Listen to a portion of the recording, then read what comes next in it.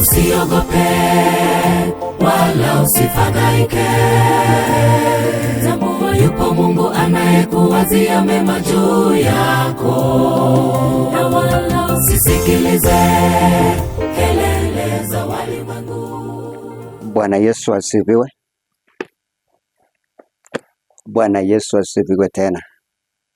Nachukua fursa hii niweze kuwakaribisha katika neno la siku ya leo. Neno ambalo litatupea moyo, neno ambalo Mungu ameweka ndani yetu ili liweze kutupea moyo tunapoishi maisha hapa ulimwenguni na tukitayarisha kwa maisha ya baadaye. Kuna kitu kimoja ambacho kimetusuiria hapa duniani kupata vile vitu ambao Mungu ameachilia kwetu, kupata yale mema ambao Mungu ametupangia na kutusuiria kwa yale ambayo yako mbele yetu ambayo Mungu amepanga kwetu. Na hiyo kitu ni kitu ambayo tunaita fear. Kuogopa. Kuogopa. Kuna kitu kimoja ambacho akiendi na Ukristo, kitu ambacho nimekuja kulia rais, akiendi na Mungu. Yani ukitaka kuwa Mkristo, ukitaka kuwa mtu wa Mungu, unataka kuwa mtu ambaye ni mshindi hapa duniani na kuwa mshindi kwa maisha yako ya Ukristo, kuna kitu ambayo lazima tuweze kuishinda, na hiyo kitu ni kitu ambayo tunaita the spirit of fear. Yani roho ambayo ni roho ya kuogopa. Yani kuogopa. Kuna watu katika hii dunia ambao wanaogopa continuously. Tujifunze, tusome katika kitabu, somo letu linatoka katika kitabu cha Timothy wa kwanza. First Timothy, the book of First Timothy 1:7. Kitabu cha Timothy moja fungu lake la 7. Inasema ya kwamba for God did not give us the spirit of fear, but of power, love and a sound mind. Hiyo ni kitabu cha Timothy wa pili moja fungu lake la 7. Yaani ya kwamba Mungu anasema, Timothy anaambia watu, alikuwa na encourage watu akamwambia kwamba Mungu atatupea roho ya uoga. God has not given us the spirit of fear. Fear. Yaani ukiona wewe ni Mkristo na unaogopa, ukipitia kwa changamoto unatetemeka, ukipitia kwa changamoto, yani hapo ndio mwisho wako. Ujue ya kwamba wewe hiyo sio njia ya Ukristo. Kuna kitu ambayo unakosa. Kwa sababu Biblia inasema ya kwamba Mungu hajaipeana roho ya uoga. God has never given the spirit of fear, but he has given us the spirit of power. Yani kuna nguvu ambayo Mungu ameachilia ambayo inatenda kazi ndani yako. Na hiyo nguvu wakati mwingine yani tunakaa hatujui ya kwamba Mungu ameachilia hizo nguvu ndani yetu. Lakini sio nguvu ya kawaida ambayo Mungu ameachilia ndani yako. Ni nguvu ambayo yani iko opposite na fear. Hiyo ni nguvu hiyo ndio tunaita power. Because Biblia imesema kwamba Mungu hakutuachilia uoga. God did not give us the spirit of fear, but of power, of love, of a sound mind. Yani tunapoishi katika maisha hapa duniani, kitu ambayo tunasema tuweze kujua ya kwamba lazima tuondoe roho ya uoga. Roho ya uoga imefanya watu tumeogopa. Tumeogopa kuingia kwa vitu vingine ambavyo vingeweza kutusaidia. Tumeogopa kuingia kwa kwa kiwango kingine kwa sababu tunaogopa ndani yetu. Tukiingia ndani ya changamoto tunatetemeka. Ukiona umeshindwa utasema huu ni mwisho. Huo sio mwisho, kwa sababu uoga sio suluhisho. Watu wengi wameingia kwa matatizo kwa sababu ya uoga. Watu wengi wameingia katika uizi kwa sababu ya uoga. Watu wengi wameingia katika shida hapa ulimwenguni kwa sababu ya uoga. Watu wengi wamesuiriwa kwenda kiwango kwa kazi nyingine kwa sababu ya uoga. Kwa sababu watu wanaogopa. Watu wengi wamekufa wako kwa kaburi kwa sababu wanaogopa. Kwa sababu mtu anasikia kwamba ulipata ukienda hospitali unaambiwa kwamba umekuwa diagnosed with HIV positive, umekuwa diagnosed with cancer. Mtu anakufa lakini sio cancer imemuua. Kitu yenye imeua mtu unagundua ya kwamba ni roho ya uoga. Yani ameogopa. Lakini ukipata mtu mwenye ako na imani inasema nitapona. Hata akipata kansa, imani inasema ya kwamba nitapona. Lakini ya roho ya uoga inasema mimi najipanga. Yani inaambia watu najua mimi nilipatikana kansa, mimi nitaenda hivi karibuni. Hiyo ni roho ya uoga. Hiyo sio roho ya Mungu. Roho ya Mungu ni kuwa na nguvu It is with a sound mind na kupenda. Hiyo ndio roho ya Mungu. Mtazamaji wangu, siku ya leo Mungu anasema tutoe roho ya uoga.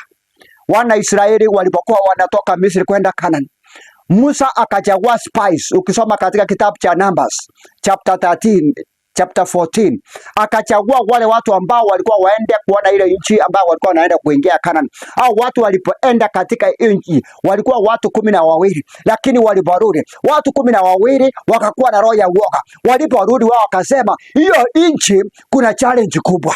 Hata ukweli ni kwamba kulikuwa na challenge kubwa, kulikuwa na shida katika hiyo nchi. Watu walikuwa wakubwa hiyo nchi, lakini ilikuwa na mazao mazuri. Yani na Mungu alikuwa amewapea ahadi. Mungu alikuwa amewapea ahadi ambayo I can call it prophecy, kwa sababu Mungu alikuwa amewaambia hii ndio itatokea, nchi mkienda hii nchi yangu mtaishi vizuri. Lakini wao walipoenda, wa 12 walipokuja, they saw challenges and the spirit of fear took control in them, and then they forgot that it is God who had sent them there. Because they were only to spy, not to come with the fear. Yani spy means ya kwamba wangeenda wapate hiyo kuna hiyo uoga, yani kuna shida hapo ndani, lakini hiyo challenge wajue ya kwamba hiyo challenge tutaishinda. Hata wewe, hata kama uko ndani ya challenge, ujue ya kwamba unaingia ndani ya challenge, sio ya kwamba hiyo challenge ni mwisho. It is not over. Hiyo challenge, it is preparing you for a great job. It's preparing you for a great faith. Yani ni kitu ambacho inakupea nguvu uweze kushinda. Yani unaingia kwa hiyo challenge ukisema nitashinda, sio ati nitashindwa, nitashinda. Waliporudi, kuna mtu ambaye anaitwa Joshua na Caleb. Wao walikuja na report tofauti. Watu 10 wanasema ya kwamba hiyo nchi hatutaweza, hiyo nchi hatutaenda. Yaani wana discourage watu. Usikae hii duniani na watu ambao ni waoga. Hata kama unafanya kazi na watu ambao wako na the spirit of fear, they keep on discouraging you. That's the spirit of the devil. It's not the spirit of God. The spirit of God, Biblia imesema, is the spirit of power. It's the spirit of sound mind. It's the spirit of love. Yani ndani ya watu ambao ni watu wa Mungu wanajua ya kwamba ndani yao kuna nguvu ambao Mungu ameweka ya ushindi. Kama Caleb, kama Joshua, waliporudi wao wakasimama wakaambia watu wale wa 10 wakaambia tutaweza. Lakini angalia Caleb. Mimi napata ujasiri na mtu ambaye anaitwa Caleb, mtumishi wa Mungu. Ndio Mungu anasema yani Mungu anamsifu Caleb.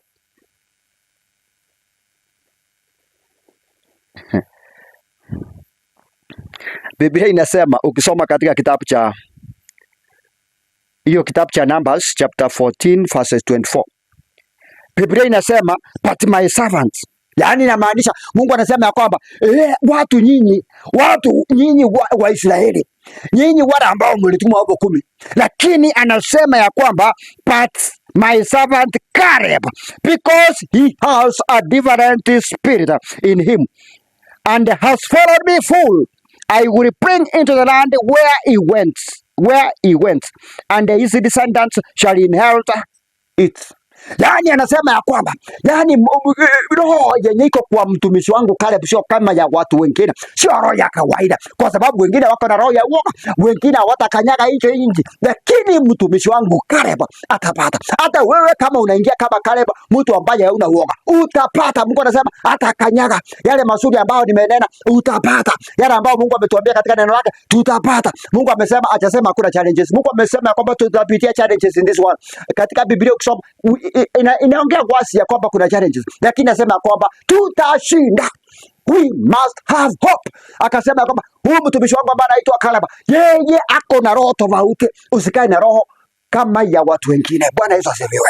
Usikae na roho kama ya rafiki yako. Usikae na roho kama yenyewe kwa familia yako. Familia yako labda watu wako na hiyo roho ya uoga, wako na hiyo roho ya kudiscourage, roho ambayo inasema hatutaweza, roho ambayo inakuambia kwamba mwaka ni ngumu. Usiseme mwaka ni ngumu, mwaka ni rahisi katika jina la Yesu, kwa sababu Caleb aliambia watu. Mimi nataka usome hiyo kitabu uweze kuona. Wana mtumishi wa Mungu ambaye anaitwa Caleb. Caleb vile alisema. Ukisoma hiyo kitabu Numbers chapter 13 verse 30, kitu ambacho ilifanya Mungu akamuita as different spirit.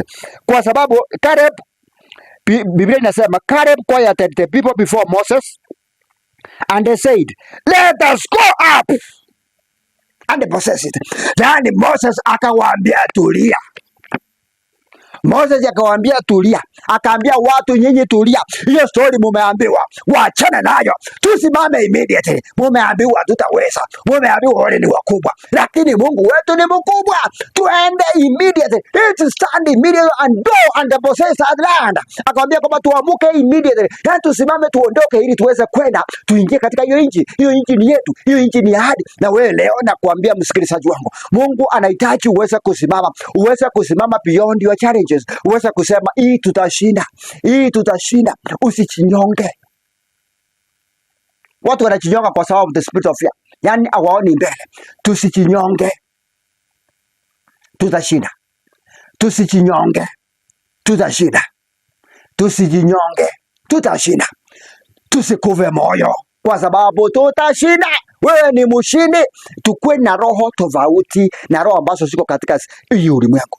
Ndio Mungu anasema Caleb alikuwa na roho tofauti. Yaani roho ambayo akiangalia watu hakuona hiyo roho. Hakuona roho hiyo kwa watu. Watu wengi ukienda ni wako na roho ya uoga. Wako na roho ya kukuambia kwamba utaweza. Usisikie watu katika familia yako ambao wako na hiyo roho ya uoga. Usisikie watu katika kasini ambao wako na hiyo spirit ya uoga. Usisikize wale watu ambao. Sikiza watu ambao kama Joshua and Caleb. Watu ambao wanaambia watu ya kwamba it is time for us to move in. Yaani ni wakati wako. Ujue ya kwamba ni wakati wako wa kuendelea, ni wakati wako wa kusonga mbele. Hiyo challenge itaisha, inaisha when you don't have the spirit of fear, kwa sababu Mungu hajajilia hiyo roho ya Mungu. Hiyo ndio sababu Joshua na Caleb ndio watumishi wa Mungu peke yao ambao waliingia in the promised land. Bwana Yesu asifiwe. They are the only two people. Wao ndio watu wawili peke yake ambao waliingia katika ile nchi ya ahadi. Kwa sababu gani? Kwa sababu watu wengine walikuwa watu ambao walikuwa yani na roho ya uoga. Yani wao wanatetemeka. Yani wakiona maji, yani wakienda wakifika na Musa wanaambia Musa tunakwisha. Hapa hii maji sasa Farao tufuata hapa. Yani wakienda kidogo wakipata Jordan pia ni shida. Yani wakizonga kidogo maji kikosa, yani for them is the spirit of fear. Lakini Caleb, Mungu anasema akakuwa na roho tofauti. Wako na roho tofauti na Joshua. Na Mungu akasema watapokea. Na wewe utapokea katika jina la Yesu, ukishinda kupitia kwa kutoa roho ya uoga. Na roho ya uoga unaitoa kwa kuwa na roho ya imani. Roho ya imani ni kama hope. It's just like hope. When you talk that you have hope always. There is always hope. Hata ukue ugonjwa kiasi gani, ukue mgonjwa kiasi gani, uingie kwa shida gani, because Biblia inasema ya kwamba everything is possible for those who believe. Sio kwa kila mtu. Wale ambao wako na roho ya uoga, it's not possible for them. Lakini wale ambao wako na roho ya Mungu, roho ya ushindi, it is possible. It is possible for those who believe. It is possible for you. My dear brother and sister, this evening, naomba ya kwamba Mungu akujalie neema yake ili uweze kukuwa mshindi. Mimi ni mshindi, wewe ni mshindi, tutashinda.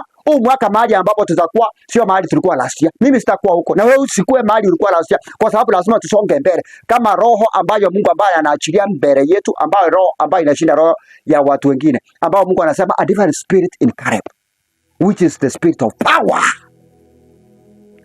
Mungu akubariki.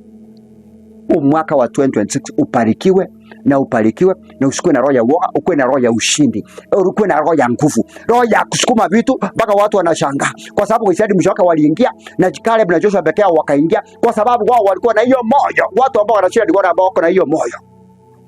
Mungu akubariki katika jina la Yesu. Tuombe. Baba yangu, upewe sifa na kuinuliwa kwa sababu ya watu wako. I thank you because you are a mighty God. Nashukuru Baba yangu kwa sababu unatupenda. Kwa sababu Yesu Kristo umesema ya kwamba uchaachilia roho ya uoga ndani yetu. Umeachilia roho ya ushindi, umeachilia roho ya nguvu, umeachilia roho ya upendo, umeachilia roho ambayo inasema ya kwamba akili zetu zinafanya vizuri. Baba wetu, watu wako na wabariki siku ya leo katika jina la Yesu. Na ninang'oa kila roho ya uoga.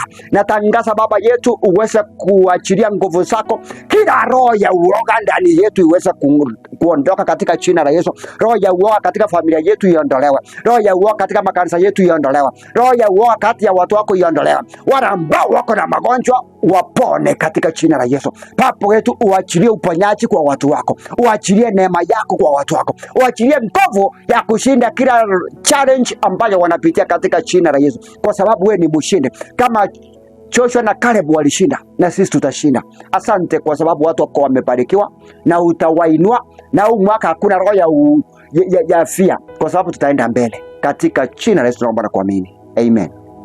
Mbarikiwe.